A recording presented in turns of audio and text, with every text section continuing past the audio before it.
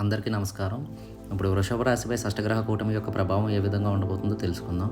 మొదటగా షష్టగ్రహ కూటమి అంటే ఒకే రాశిలో 6 గ్రహాల యొక్క కలయిక.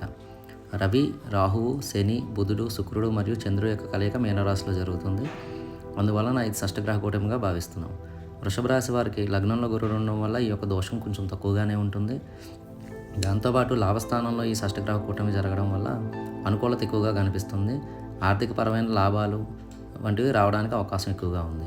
ద్వితీయంలో కుజుడి ఉండడం వల్ల ఆడవారైతే మగవారికి, మగవారైతే ఆడవారికి వాళ్ళ తరపు నుంచి ఆర్థిక లాభం మరియు ఆస్తి లాభం రావడానికి అవకాశం ఎక్కువగా కనిపిస్తుంది.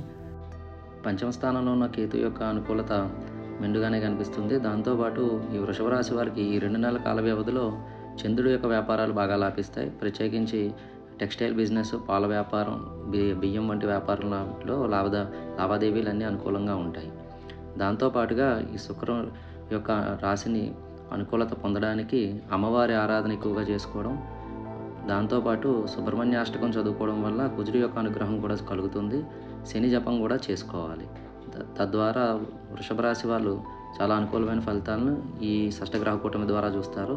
కానీ వాళ్ళు ఒక చోట డబ్బులు ఇన్వెస్ట్ చేసే విధానంలో మటుకు ఆచితూచి అడుగేయాల్సిన పరిస్థితులు కనిపిస్తున్నాయి. షష్టగ్రహ కూటమి ఉండడం వల్ల అక్కడ గ్రహ యుద్ధం వల్ల కొద్దిగా నష్టం రావడానికి కూడా కొందరు జాతకంలో అవకాశం ఉంటుంది.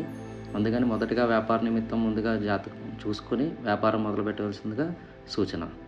నమస్కారం.